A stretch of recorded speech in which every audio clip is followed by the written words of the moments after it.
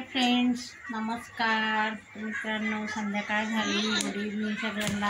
सगळ्यांचे होळी वगैरे खेळून झाले असेल, सगळे निवांत आहे. पुरणपोळी खाऊन थकले. आमच्या हिमांशीची तर मस्तपैकी झोप झाली आहे.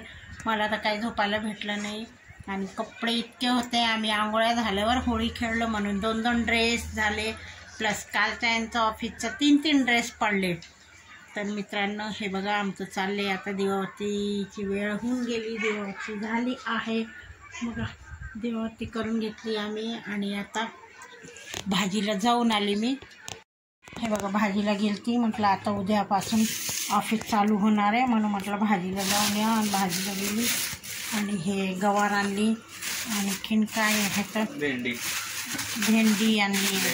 भेंडी आमच्या हिमांशीला ललिता पवार पण आहे. भेंडी आहे, हे बघा भेंडी आहे, भारी आहे.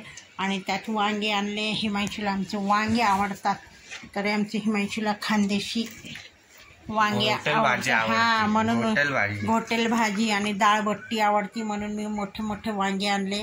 आज होळीमुळे बहुतेक मला वाटतं आज वांगे स्वस्त होते. भाज्या स्वस्त भेटल्या, नाही तर 15 रुपये पावशे राहतात. आज 15ला अर्धा भेटले. गवार पण आज 20 रुपये पाव भेटले. कशी काय प्राईज एकच सांग बरं. 15ला पाव आणि 15ला अर्धा फरक पडत नाही. 15 आला ना. हां 15 आला, पण वजनात फरक पडला ना. तर चला तर मित्रांनो, आता बघू काय बनवायचं. 4-5 चपाती आहे.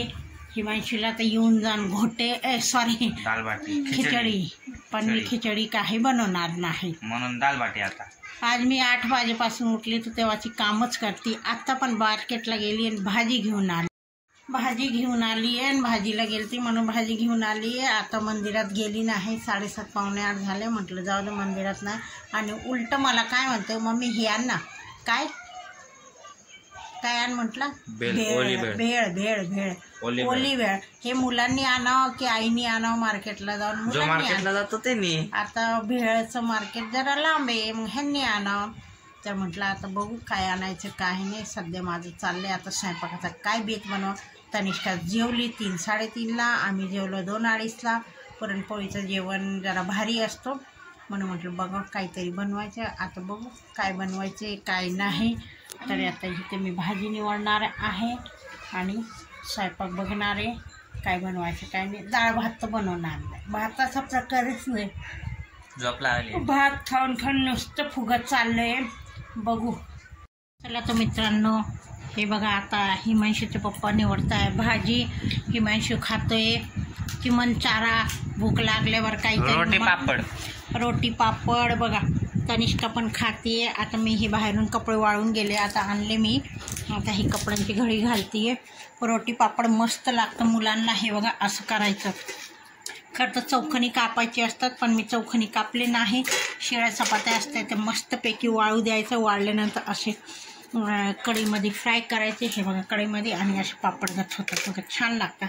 कधीतरी तुम्ही करून बघा, खाऊन बघा आणि मग मला सांगा, कमेंट्स करून सांगा.